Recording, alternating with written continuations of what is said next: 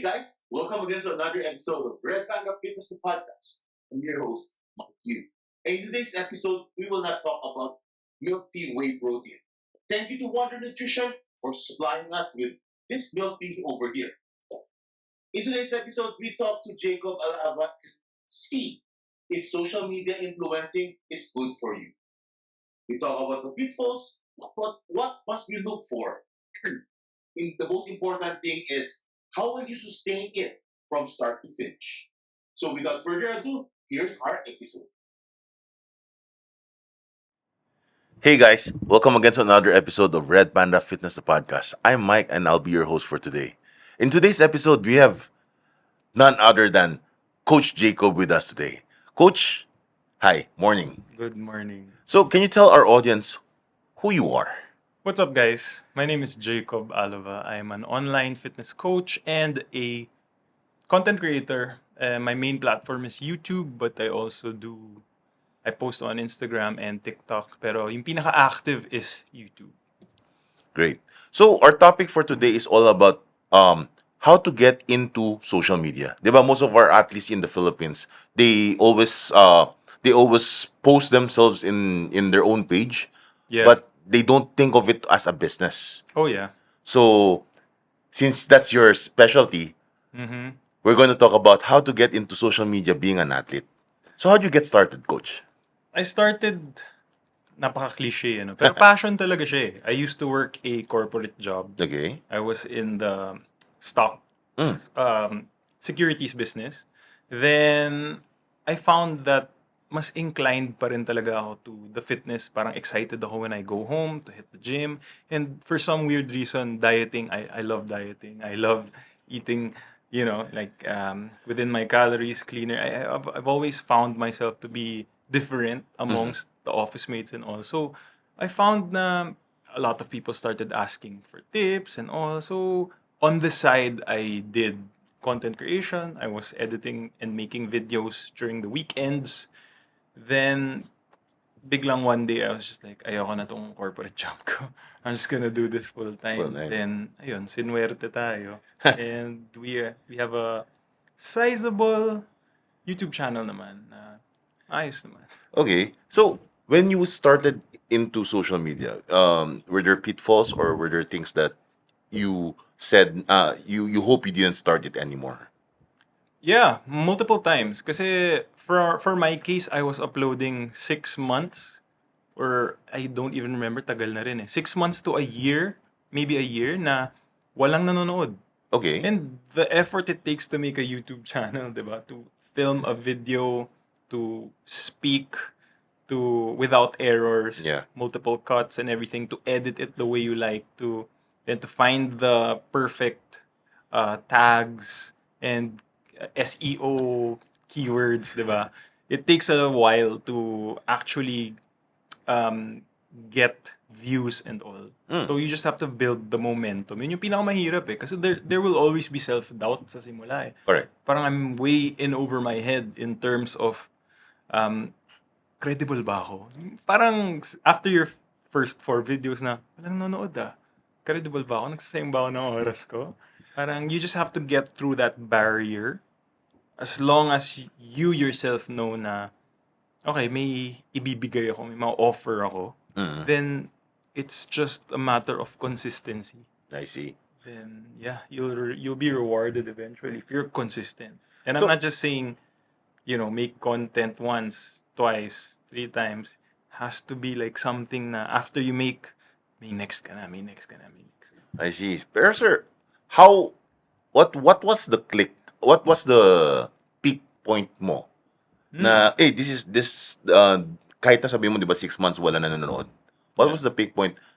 I want to go on do this pa rin. And then I think for YouTube you started earning already a little Yeah. bit kahit na konti lang. And then it become very satisfactory for you.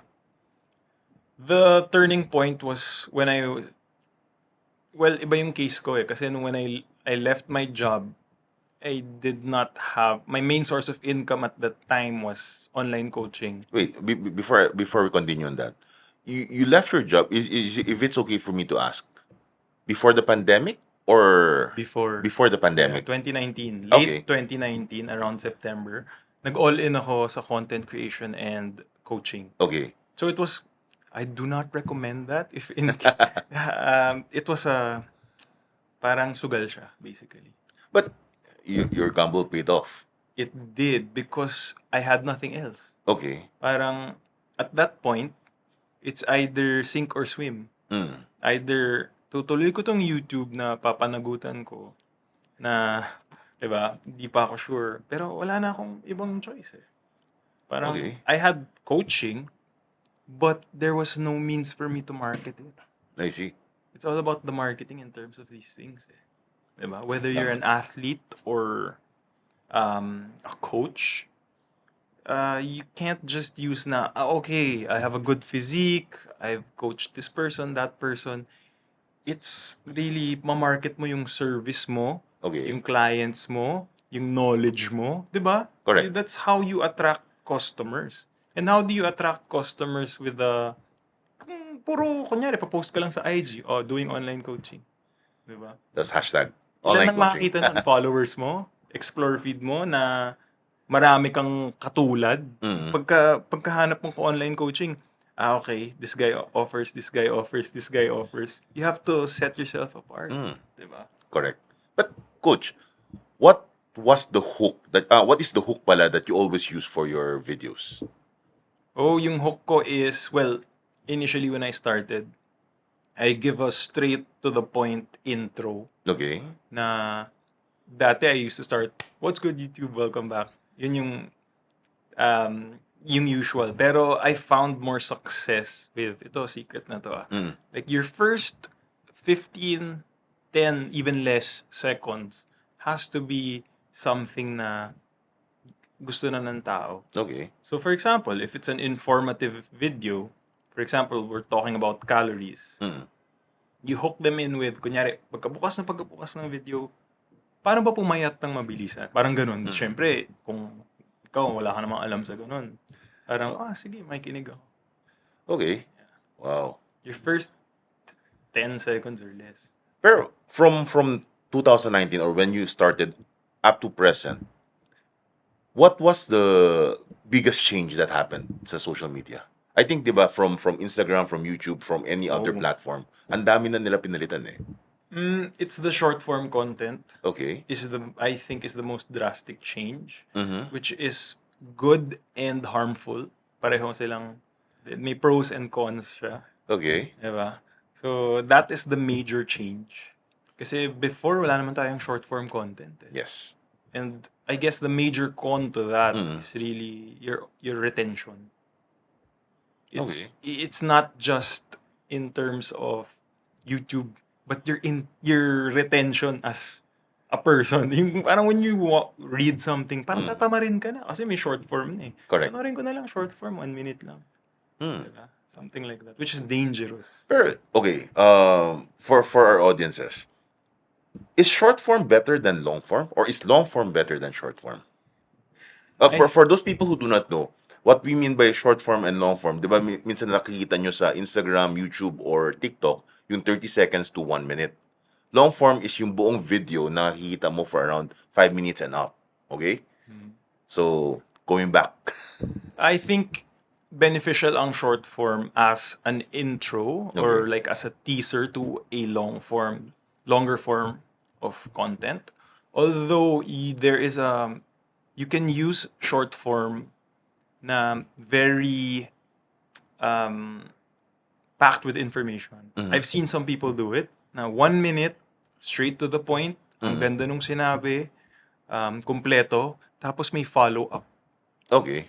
Kasi it's not enough sometimes. If you're talking about something complex, Mm. hindi siya madaling i-fit in sa 1 minute video. Reels I think, are 1 minute. 1 diba? minute, yes. TikTok has a longer Correct. in terms of duration ng pwede mong i-upload. But, yun, there are some people who do it really well. Pero maganda if you're talking about something more complex, you have part 1, part 2, part 3. Make it a series. And Mm. it's very powerful. Mm. Kasi if you're doing TikTok or Reels, you watch part 1, even if you don't follow it up with part 2, it'll always pop up again, yung Correct. part 2. So, kahit na sabihin mong pira-piraso yung information, as long as, let's say, you're following this person, tas may part 2 siya, or may follow-up, then, I think it's a good and effective way. Oh. Kasi yung pagka-top of mind mo rin, as a creator, with the shorts algorithm, is randomly magpa-pop up ka eh. Kunyari, it's for example, Sir Michael video. Tapos biglang mawawala Sir Michael. Biglang mamaya, it's Sir Michael video. So, the more that happens, may malala ka ng tao. Oh. Diba? Tama. So, Coach, from all the social media, which will you recommend athletes to use? I know everybody have their own preferences, Yes. pero being an athlete here in the Philippines, what will you recommend more? In a business standpoint, in a personal standpoint. Honestly, if you could, all three, because they're very powerful. YouTube, Instagram, TikTok, Yeah. they're all powerful. Facebook also. Facebook. Yes, actually Facebook rin. Kasi yung madali rin sa shorts is you can cross-post them all. Which I don't do. Kasi You want everything unique. in a way, yes. So, what I recommend, siguro, it's hard to make a YouTube video. It's hard to grow a YouTube channel kasi it's the effort eh. High effort, low reward sa simula. Diba? So, I would recommend if you're new to creating content or something, you would focus more on the short form, but eventually transition to longer form. So, parang you start with short form, then you slowly gain the confidence in terms of filming, editing, speaking, performing exercises, showcasing what you can offer, then make a longer form. I think that's the best path right now. Okay. Unlike yung dive in ka kagad sa long form. Diba? Okay. And it's also mentally more sustainable. In short Kasi form. isipin mo sa start pa lang, ang dami-dami mo nang ginagawa. Tapos wala namang nanonood. Eh di parang nakakapagod. Kaya maraming nadi-dishearten sa YouTube. I see. Pero, how do you get started talaga? Kasi diba, like for people who doesn't like going in front of the camera, nakakahiya magsalita sa camera. What's your tip for them? You don't need to talk. Okay. You can find ways. Ako, if let's say masama ako magsalita or di ako confident sabihin natin, I would use more demos and texts. It's gonna be heavily parang mas heavy siya sa editing side. Kasi syempre walang salita eh. Correct. Right? So, my style would be always, you provide information, why, yung reasons behind it, explanations. It's a matter of explaining if informative siya. And you can do that without talking. Diba? Kung may mga texts ka, sabihin natin, ganyan. Pero malaki advantage pa rin yung talking. I see. So if you're not confident, mag-practice ka lang.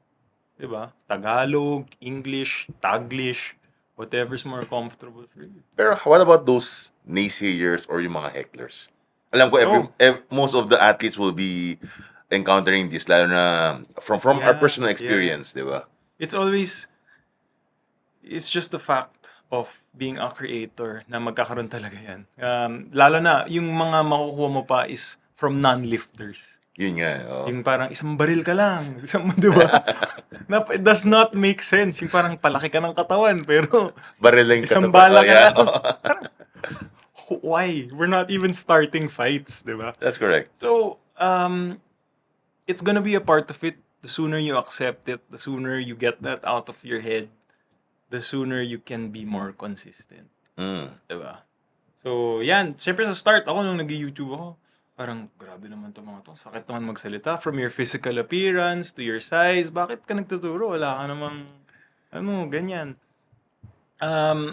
You just have to get over that sa start. Kasi, the moment ma-affect ka nun, titigil ka eh. Correct. Which admittedly happens to me from time to time, kaya I take breaks. Pero, wala, you just have to rewire. Think about yung na-offer mo rather than what they're saying to you. And Yeah, just be consistent with You, it. you talk about breaks. How long do you usually take breaks for, especially in social media, di ba? Again, in social media, di ba, if you don't post at least, if you post per week, and then bigla ka nawala, ang dami na lumalabas na fake news In a about it, di way, ba? yeah. So, how often or how long should a break be? It depends. If you're starting out a channel or trying to grow it to a substantial or sizable, let's say, amount of followers, ganyan, you have to be consistent to start it. It's like, business kasi yung tingin ko sa kanya eh. Okay. Parang hindi naman tatakbo yung negosyo mo. Kung hindi mo simulan, hindi mo paghirapan sa simula, ano yun? Parang mahulog na lang sa langit, di ba? So, you take breaks. I suggest, pag mas malaki na siguro yung channel nyo, you can take longer breaks. Ganyan. Kasi if you have a following, hanapin rin kayo. Eh. Correct. Parang, saan ka na? Parang ganun. Upload ka. Then, magda-drop off ng konti yung views if ever you take a break. Pero as long as you become more consistent again, babalik rin sila. Parang, oh, nawala to. Bumalik. Sige. Your first, let's say, 3, 4, 5 videos back, we're not gonna watch you again kasi syempre, tagal mo na wala. But if they see na consistent ka, they'll watch you again. I see. Vicious cycle siya. Pero, for me, yung break, Mhm. take as long as you need to rewire yourself and to parang find your passion for it again. Kasi you have to be passionate about it. That's It's a correct. vicious cycle, guys. Tagal ko na nag-YouTube. Well, since 2019, 2020, that's mga 3.5 years or so. It's a vicious cycle. Kasi after one vid, even if it does well, even if it does not do well, you have to think about the next. Mm. Vicious cycle siya. Pero negosyo siya. So, di ba? So, eventually, you'll have a team, you'll have someone make videos for you, film you. So, you get better at it. Pero sa simula, talagang kakayod ka talaga. I see. Ayun, I think our director is giving us a sign already. Coach, any final words for our guests or for those people watching right now? Mm. And how can they find you if they need any Ah. coaching tips or if they need a coach to start their lifestyle? Okay. So, hi guys. My name is Jacob Alva again. I have a YouTube channel and I'm on Instagram and TikTok. I do online coaching as well. So, my email is jacobalavabusiness@gmail.com. You can subscribe to my channel. Just search Jacob Alava on YouTube. And siguro, parting words ko, kasi syempre topic natin is content creating or marketing as an athlete. So maybe yung mga nanonood sa atin, mga competitors, athletes, or fitness inclined na mga tao, yung tip ko talaga is to start, be consistent, and look for a sustainable way of creating content. Hindi yung parang sobrang all-out effort ka sa start, tas biglang iisipin mo, di ko yata to kaya long term. Long game siya eh. Long game siya eh. Hindi siya quick burst. Long game siya. Hindi So, siya one time, big time. Hindi siya one time, big time. Kasi even if you make the most, let's say, perfect video, yung sabi mo, ang ganda ng pagka-edit ko, ang ganda ng content ko, pero it doesn't do well, makaka-dishearten yan. Correct. Move on. Do the next one. But make sure na sustainable yung paggawa mo. Mental health over everything. Diba? All right. So guys, that's our episode for today. Again, please subscribe. We'll put Coach Jacob's social media handlings sa baba natin dito or anywhere. Just follow him. And if you comment, please say dito nyo na panood si Coach Jacob. So again, till next time, see you.